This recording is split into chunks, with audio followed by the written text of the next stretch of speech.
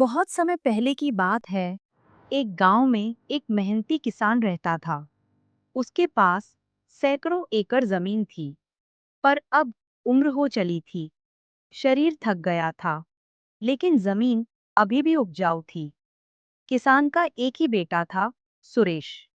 किसान चाहता था कि सुरेश उसकी तरह मेहनती बने, लेकिन सुरेश को खेत खलिहान से कोई लगाव नहीं था।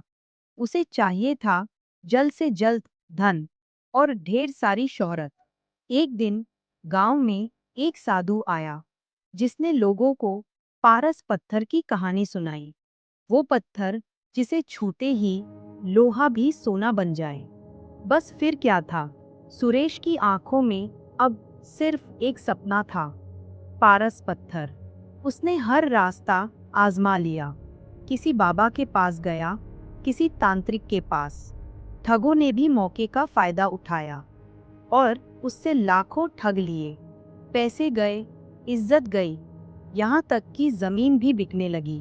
उसकी पत्नी दिन रात समझाती, मेहनत ही असली पारस पत्थर है। इन शॉर्टकट्स में मत पड़ो। लेकिन सुरेश के कानों पर जैसे ताले लगे थे। एक दिन गांव में एक पहुंचे हुए संत आए।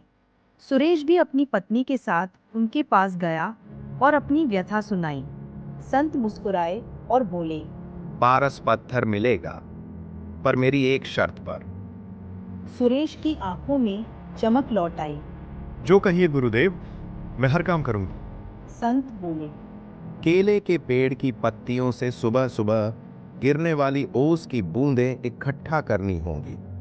जब ये बूंदें 5 लीटर हो जाएं, तो मैं उन्हें पारस पत्थर में बदल दूंगा। लेकिन एक बूंद भी पानी की मिलाई तो सब खत्म। सुरेश ने तुरंत जमीन पर केले के पौधे लगाने शुरू किए। हर दिन पौधों की सेवा, ओस ओस की बूंदें इकट्ठा करना। 2 साल तक एक भी दिन नहीं चूका। धीरे धीरे उसकी जमीन पर हजारों केले के पेड़ लहराने लगे। पर उसका ध्यान सिर्फ ओस पर था, फलों पर नहीं। 2 साल बाद उसने 5 लीटर ओस की बूंदें इकट्ठा कर ली और संत के पास पहुंचा। गुरुदेव, मैंने आपकी बात मानकर 2 साल लगन से मेहनत की है। कृपया आप इसे पारस पत्थर में बदल दीजिए। संत बोले। कल आओ और अपनी पत्नी को भी साथ लाना। अगले दिन सुरेश और उसकी पत्नी पहुंचे।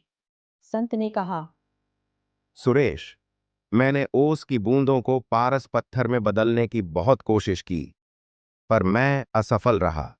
सुरेश का दिल टूट गया। आंखों में आंसू आ गए।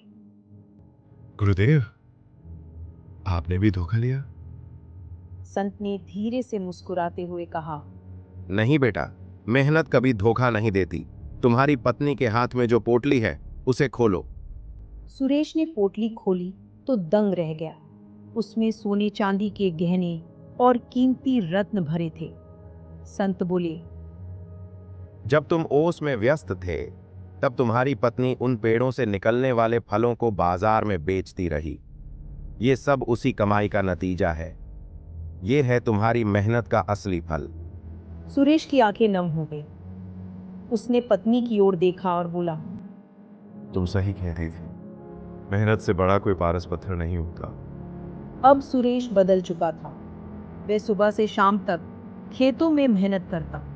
धीरे धीरे उसकी जिंदगी फिर से पटरी पर आ गई। उसका नाम, सम्मान और सफलता सब लौट आया। शॉर्टकट नहीं, मेहनत ही सच्चा पारस पत्थर है। जो समय लगाकर कमाया जाए, वही असली सोना होता है। अगर आप भी सुरेश की तरह कभी किसी शॉर्टकट की तलाश में थे, तो इस कहानी ने आपको क्या सिखाया? कमेंट करके जरूर बताएं। और इस प्रेरणा को आगे फैलाने के लिए लाइक करें, शेयर करें और किसी ऐसे दोस्त को टैग करें जिसे ये जानने की जरूरत है कि मेहनत ही असली पारस पत्थर है।